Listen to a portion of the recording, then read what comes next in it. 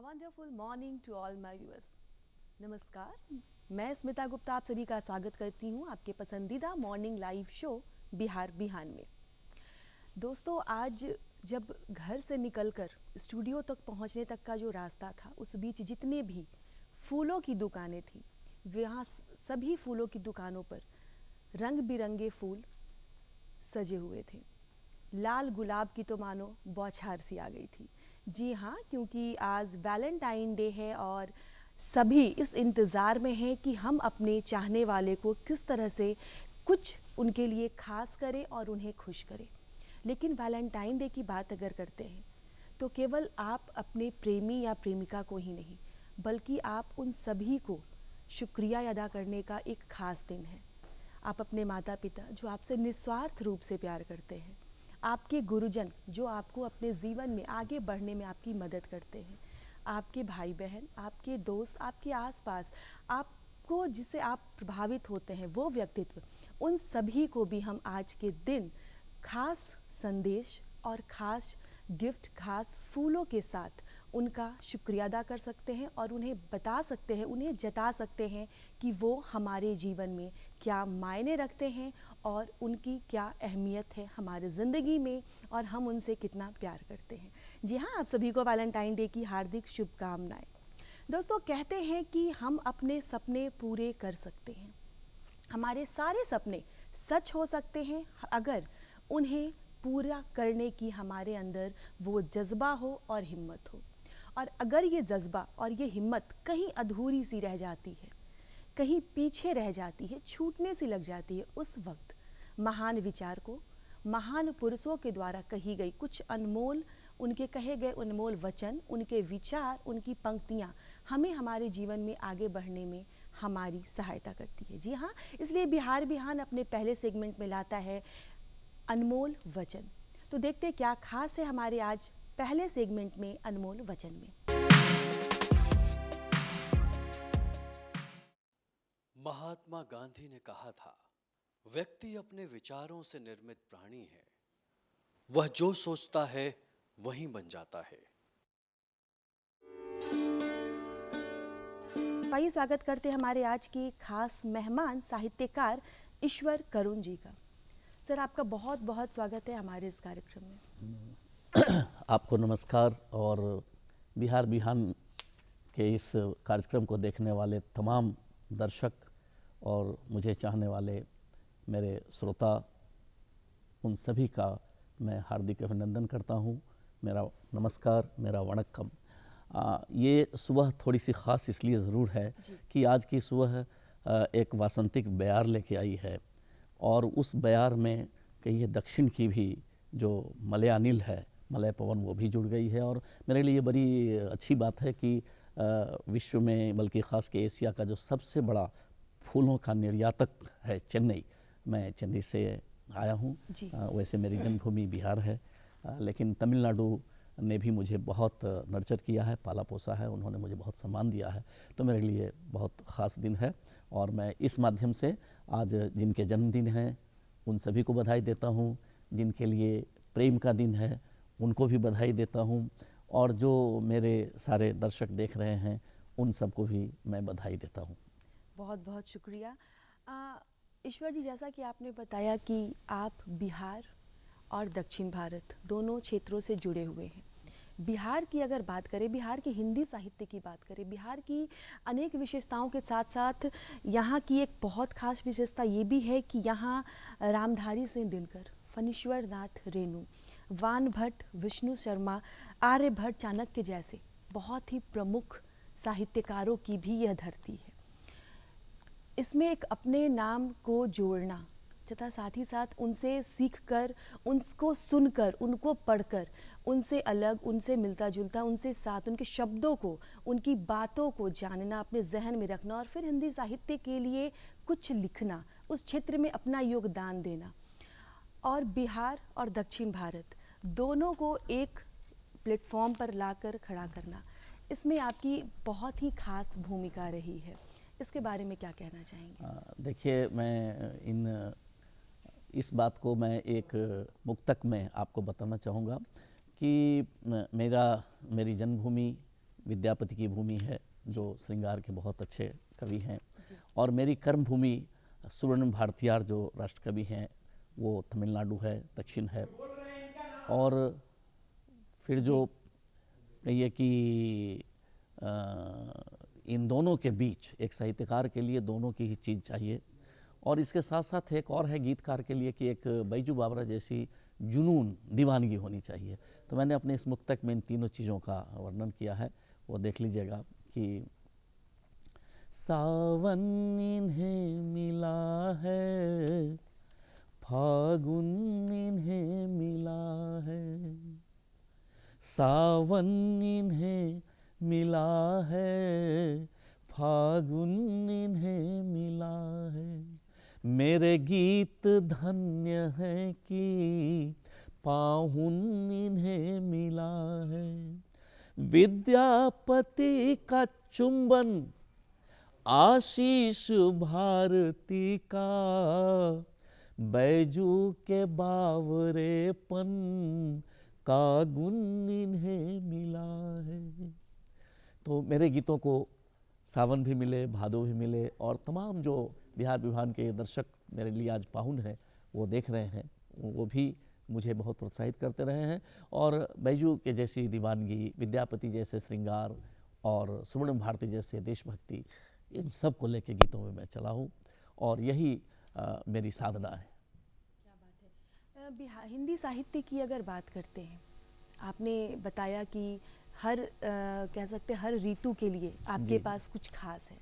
हिंदी साहित्य में आपकी रुचि किस प्रकार से आई? बचपन से ही थी, या घर का माहौल ऐसा था, या फिर पुस्तकों को पढ़कर या स्कूल और कॉलेजों में जब रहें तब से आपकी रुचि इस विद्या में ज़्यादा बढ़ गई?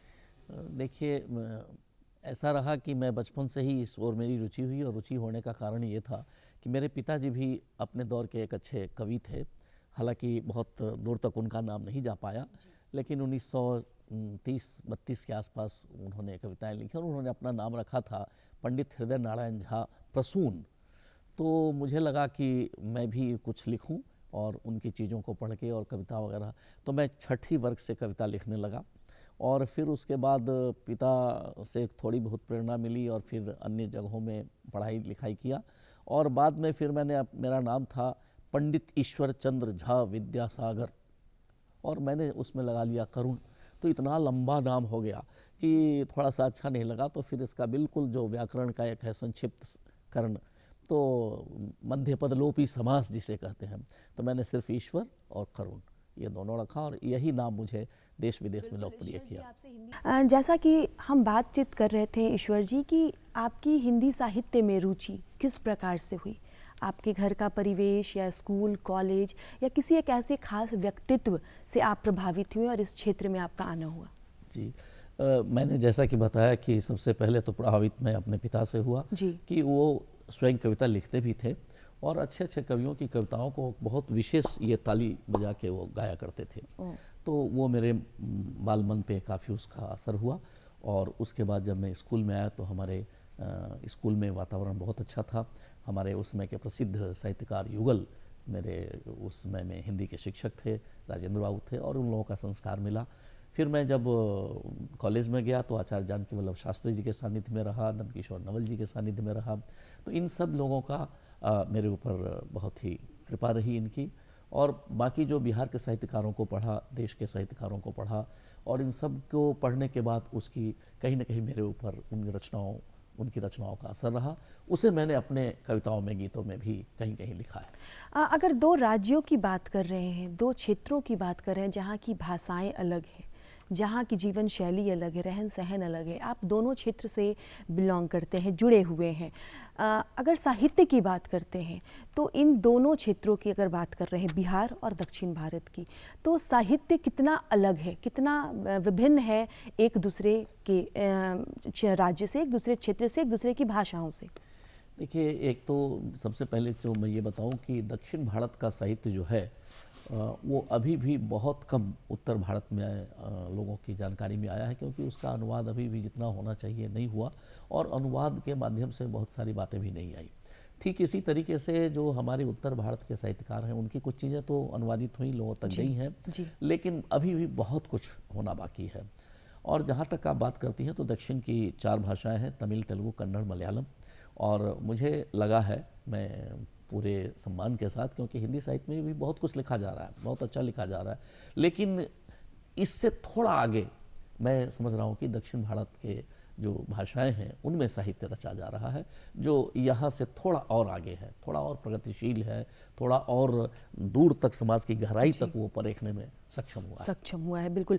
दक्षिण भारत हिंदी प्रचार सभा का मुख्य कार्य है हिंदी का प्रचार प्रसार करना, क्योंकि अगर हिंदी की बात करते हैं तो वो हमारी मुख्य भाषा है, हमारे देश की राष्ट्रभाषा है, और यह सभा हिंदी को आगे बढ़ाने के लिए, अग्रसर करने के लिए काफ़ी कार्य कर रही है। आप इस प्रचार सभा से जुड़े हुए हैं, आपकी भी काफ़ी भूमिका रही है, इस बारे में हमारे दर्शकों को क्या बताना चाहेंगे? देखिए, दक्षिण भारत हिंदी प्रचार सभा जो है उसे लगभग 100 वर्ष पूर्व महात्मा गांधी जी ने स्वयं उसकी स्थापना की थी, और उनकी परिकल्पना ये थी कि पूरे देश को आज़ादी तभी मिल सकती है जब एक सिरे से दूसरे सिरे तक हिंदी जो हमारी राष्ट्रभाषा है वो उसका विस्तार हो।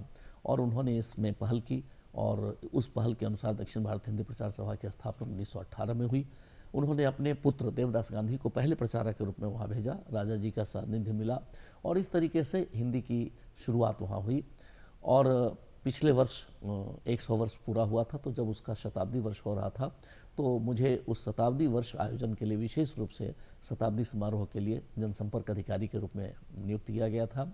वैसे मैं पूर्व से ही दक्षिण भारत हिंदी प्रचार सभा का प्रचारक हूँ, उसका आजीवन सदस्य हूँ, और इस साथ साथ उसके कार्यकारिणी में भी चुना गया हूँ। तो 3 वर्षों में मेरा वो रहा, और उस बीच हम लोगों ने वहाँ महात्मा गांधी की सबसे बड़ी मूर्ति दक्षिण भारत हिंदी प्रचार सभा में स्थापित की गई उस 100 वर्ष पे, जिससे हमारे माननीय राष्ट्रपति उस समय के उसका उद्घाटन उन्होंने किया, और कोविंद जी ने, सुषमा स्वराज जी उसके दीक्षांत समारोह में गई। और उस अवसर पर हमने दक्षिण की जो क्लासिक्स है साहित्य के, उन क्लासिक्स का हिंदी में अनुवाद किया, और चारों भाषाओं के 5-5 अच्छी पुस्तकों का हम लोगों ने हिंदी में अनुवाद किया। और इसके साथ साथ दक्षिण भारत हिंदी प्रचार सभा, ये आपको बड़ा अच्छा लगा स्मिता जी कि एक और हम दक्षिण के बारे में ये सुनते हैं कि हिंदी का विरोध है, हिंदी का विरोध है, वो राजनीतिक स्तर पे है, लेकिन अगर आप सामाजिक स्तर पे जाएंगे, धार्मिक स्तर पे जाएंगे, आप गांव-गांव में जाएंगे, तो वहाँ एक न एक हिंदी प्रचारक आपको मिलेगा, और वो बहुत ही प्रखर ढंग से कहेगा कि हिंदी हमारी राष्ट्रभाषा है। तो इस तरह से प्रत्येक वर्ष लगभग उसमें 10 लाख छात्र भाग लेते रहे हैं, और दक्षिण भारत हिंदी प्रचार सभा जो है राष्ट्रीय महत्व की संस्था घोषित है संसद के द्वारा, और उसके द्वारा कहिए कि प्राथमिक से लेके और PhD और D.Litt तक की पढ़ाई होती है, पूरे दक्षिण में उसके केंद्र है, और बहुत ही महत्वपूर्ण संस्था है। देश के कहिए कि हिंदी विकास में उसकी बहुत बड़ी भूमिका है। आज हमारे समाज पर पाश्चात्य सभ्यता और संस्कृति का काफ़ी असर है, ऐसे में हिंदी साहित्यकारों के ऊपर जो जिम्मेदारियां हैं वो और बढ़ जाती हैं कि किस प्रकार हिंदी की महत्ता को बरकरार रखें, इस बारे में क्या कहना चाहेंगे? देखिए, मैं 4 पंक्तियां इसमें कहना चाहूँगा। हिंदी अपनी शान है, भारत का अभिमान है, क्या बात। अखिल विश्व में हिंदी से ही हम सब की पहचान है, हिंदी अपनी शान है, भारत की पहचान है। और आज जब हम यहाँ बातचीत कर रहे हैं, फिजी में हमारे देश से इतने सारे विद्वान और इतने विभिन्न देशों से हिंदी के विद्वान वहाँ अपना हिंदी का झंडा बुलंद कर रहे हैं, और जैसा कि मुझे बताया गया है कि हमारा यह चैनल भी 38 देशों में देखा जा रहा है। तो आप समझ सकते हैं कि हिंदी बहुत आगे है, और हिंदी को कहीं कोई ख़तरा नहीं है। और अंग्रेज़ी इतने वर्षों रही, जब उसने हमारा कुछ नहीं बिगाड़ा तो आगे भी नहीं बिगाड़ पाएंगे। ये हिंदी बढ़ती चली जाएगी, क्योंकि हिंदी के साथ हमारी संस्कृति जुड़ी हुई है।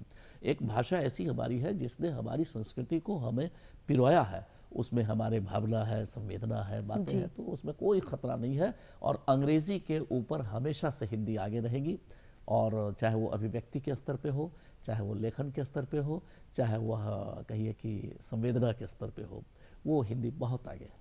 बिल्कुल। कहते हैं साहित्य शब्द को परिभाषित करना कठिन है, जैसे पानी को जिस आकृति के सांचे में डालो वो उसी आकार का हो जाता है, उसी प्रकार यह शब्द भी है कि हिंदी साहित्य के अनंत रूप हैं, हर का अपना एक खास विषय है और उस विषय में अगर जाते हैं तो उसकी गहराइयों तक, जितनी गहराई में जाते हैं वो गहराई अनंत है। अगर आपकी रचनाओं की बात करें ईश्वर जी, आपने 12 पुस्तकों की रचना की है जी। कई कविताएं हैं, कई काव्य संग्रह हैं, कई कहानियां हैं। इन पुस्तकों के बारे में हमारे दर्शकों को बताएं। देखिए, मेरी पहली पुस्तक रही है जो ये मैं लेते आया हूँ, ये है पंक्तियों में सिमट गया मन। और पंक्तियों में सिमट गया मन 3 एडिशन इसके छप चुके हैं जी। और आप समझ लीजिए कि दक्षिण भारत में इसे पुरस्कृत भी किया गया, टेक्स्टो कमेटी ने पुरस्कृत किया। फिर एक मेरा है ये चुप नहीं है ईश्वर, और ये भी इस पर एमफिल हुआ है। और कहिए कि कुछ चीज़ें मेरी जो हैं दक्षिण भारत के सिलेबस में लगी हुई हैं कॉलेजों में। तो इस तरह से मेरी ये पुस्तकें रही, काफ़ी चर्चित हुई। इसके अतिरिक्त मेरी और भी पुस्तकें हैं जिनमें है कि तुमको मेरी जीत की कसम। फिर एक बड़ी पुस्तक चर्चित आई है कि शाम गमगीन है, अनारकली गज़ल की पुस्तक है ये, ईश्वर करुण के लोकप्रिय गीत। फिर एक बड़ी चीज़ ये हुई कि दक्षिण भारत के बहुत बड़े विद्वान हैं, वो भी शायद हमारे देख रहे होंगे, हमारे डॉक्टर ऋषभदेव शर्मा हैदराबाद में, और आज की तारीख में वो आलोचना के शिखर विद्वानों में है। और डॉक्टर नीरजा गुर्रमकोंडा, ये 2 विद्वान बहुत बड़े विद्वान हैं और इन्होंने मेरे जीवन वृत्त पे एक अभिनंदन ग्रंथ निकाला है जो 400 पृष्ठों की है। दिल्ली से उसे हमारे प्रकाशकों ने प्रकाशित किया है, तक्षशिला प्रकाशन ने।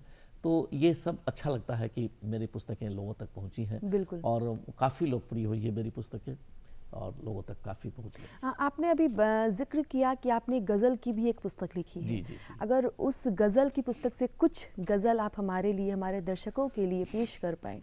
देखिए, मैं 4 लाइन उसकी 2 शेर कहिए सुनाना चाहूँगा। शाम गमगीन है अनारकली से कि मेरे लिए न दिल में कोई मलाल रखना, मेरे लिए न दिल में कोई मलाल रखना। क्या बात है। मेरे लिए न दिल में कोई मलाल रखना, लंबी है जिंदगानी अपना ख्याल रखना। क्या बात है। मैं पर कटा हीरा बन तुम मौन साधे मैना, दिल के किसी कोने में यादों को पाल रखना। भारतीय प्रेम यह कहता है त्याग की हमारे जो काउंटर पार्ट है जिन्हें हम प्रेम करते हैं उनके ख्याल की ज़्यादा चिंता करता है। वो इस शाम गमगीन है अनारकली में ऐसी बहुत सारी गज़लें हैं। आपके लेखन के साथ साथ, आपकी लेखन तो दमदार है ही, साथ साथ आपकी गायकी, आपके गाने का अंदाज और आपकी आवाज़ ये भी बेहतरीन है। और बिल्कुल हमारे दर्शकों को आपकी ये लेखन, आपकी ये गज़ल सुनकर बहुत मज़ा आ रहा होगा। ईश्वर जी, अगर बात कर रहे हैं गज़लों की, कविताओं की, आपने 2 पुस्तकें यहाँ रखी हैं, एक ईश्वर से जुड़ी है, एक कविताओं से जुड़ी हैं। आपने जो पेशकश की वो गज़ल की किताब से, पुस्तक से जुड़ी हुई है। तो सारे विषय एक दूसरे से अलग हैं। अगर आपकी पसंदीदा विषय की बात करें जिस पर लिखना आपको बेहद पसंद है, खुद आपको, आपके जहन में कई ऐसी बातें हैं जो अभी भी आप उकेर नहीं पाए हैं और उकेरना चाहते हैं, तो इसके बारे में क्या बात करना चाहेंगे? देखिए, मैं अपने आप को प्रेम के गीतकार के रूप में ज़्यादा चाहता हूँ कि लोग मुझे जानें, क्योंकि प्रेम एक ऐसा विषय है जिस पे बहुत कुछ लिखा गया। हम आप जो भी बचपन में शुरू करते हैं प्रेम पे ही लिखते हैं बिल्कुल, पहले, चाहे वो बिल्कुल। छुप के लिखें, दिखा के लिखें, जी, और उसका अंत होता है कि प्रेम छूट जाता है। तो प्रेम पे लिखना बहुत आसान है, लेकिन प्रेम पे लिखना बहुत कठिन है, क्योंकि इतनी ज़्यादा पुनरुक्ति होती है कि अगर आपने प्रेम के ऊपर कुछ लिखा और नई चीज़ नहीं लिखी तो लोग बोलेंगे अरे इसने वही कहीं चीज़ कॉपी, लिखा है बिल्कुल। जो चीज़ है। तो उसमें आपकी अभिव्यक्ति, आपके प्रतीक, आपके शिल्प, आपके बिंब अगर नए हैं तो आप तुरंत लोग उसको पसंद करें, क्योंकि आप हिट हो जाएंगे, क्लिक भी हो जाएंगे। और अगर आपने वैसा नहीं लिखा तो आपको उतना पसंद नहीं करेंगे। तो मैं प्रेम गीतों को, जैसे अब मैं अगर आप कहें तो एक दो चार चीज़ों में मैंने प्रयोग बिल्कुल। किया। प्रेम गीत लिखते हुए मेरा एक गीत है बड़ा चर्चित कि अपना गुस्सा मुझे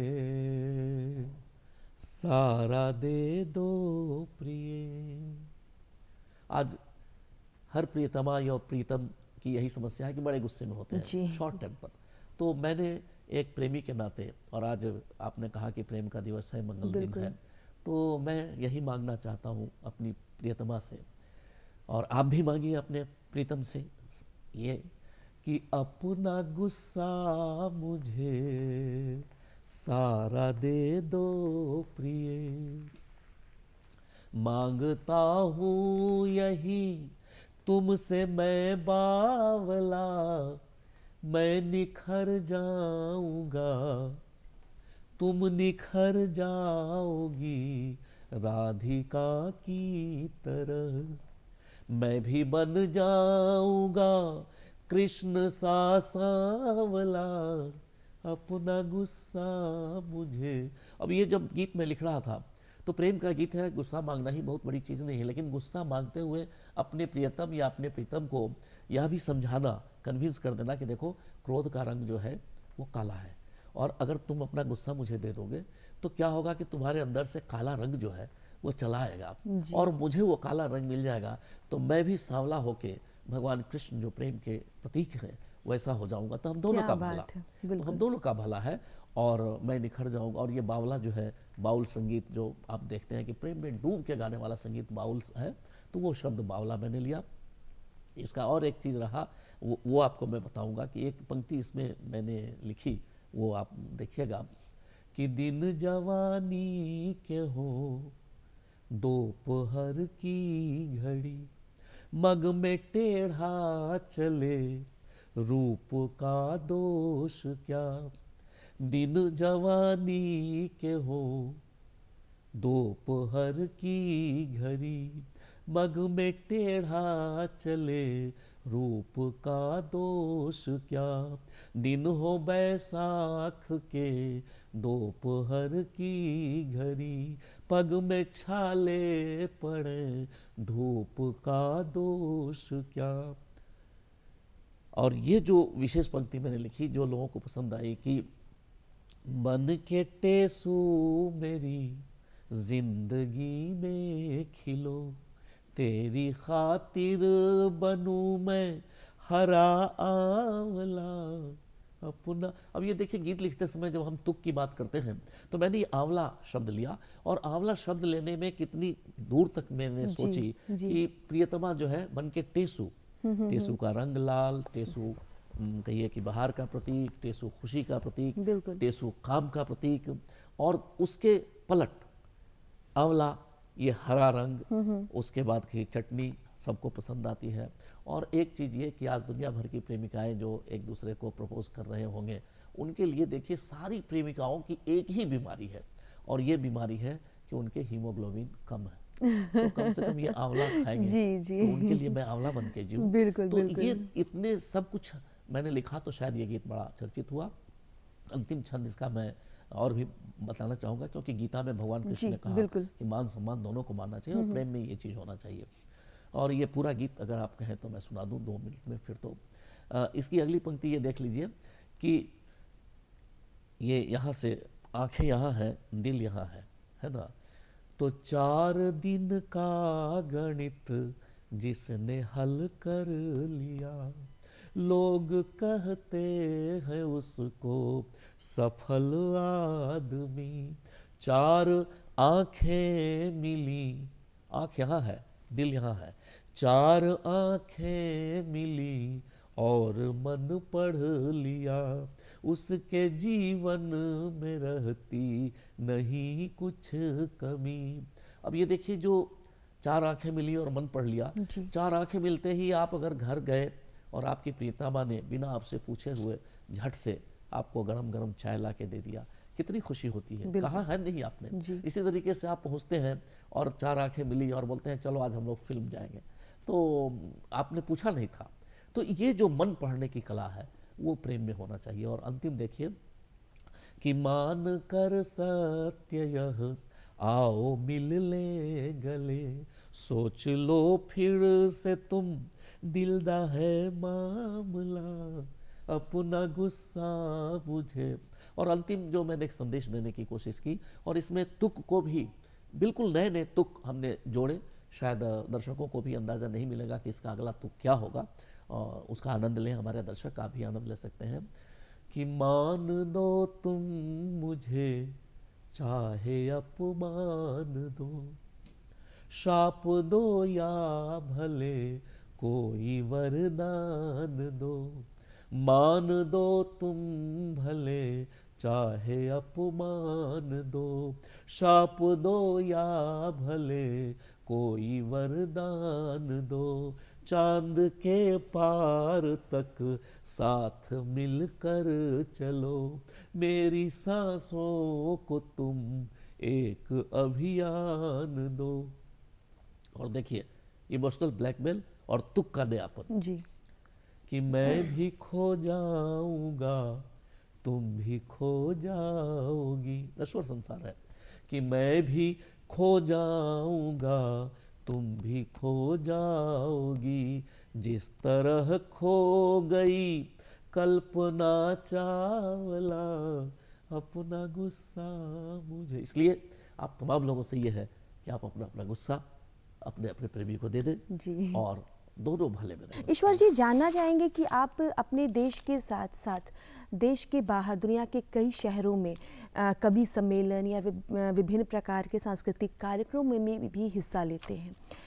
देश के बाहर की जब बात करें, दुनिया के विभिन्न क्षेत्रों की जब बात करें, वहाँ हिंदी की क्या स्थिति है, और वहाँ जब आप खुद की रचनाओं को प्रस्तुत करते हैं, वो अनुभव कैसा रहा है? देखिए, मैं श्रीलंका गया हुआ था जी। तो श्रीलंका में मैंने ये प्रेम पर एक गीत पढ़ा, और वहाँ एक जोड़ा जो फिल्मी गीत से ज़्यादा पसंद करता था, और वो लोग सोच रहे थे कि हम शादी करें कि नहीं करें। जी। तो वो मैं सुनाना चाहूँगा। प्रेम पर आज विशेष दिन है कि भारतीय प्रेम क्या है, और श्रीलंका भी हमारे भारतीय खंड का ही एक है। कुछ संदली एहसास भर उधार लिया है, कुछ संदली एहसास भर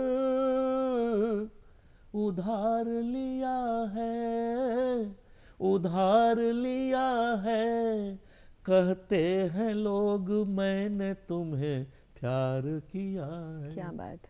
और इसकी देखिए प्यार की परिभाषा ईश्वर करुण ने देने की कोशिश की कि जितना है एक बूंद का एक पंखुड़ी के साथ, जितना है एक बूंद का एक पंखुड़ी के साथ, अनुबंध मैंने तुमसे वो स्वीकार किया है।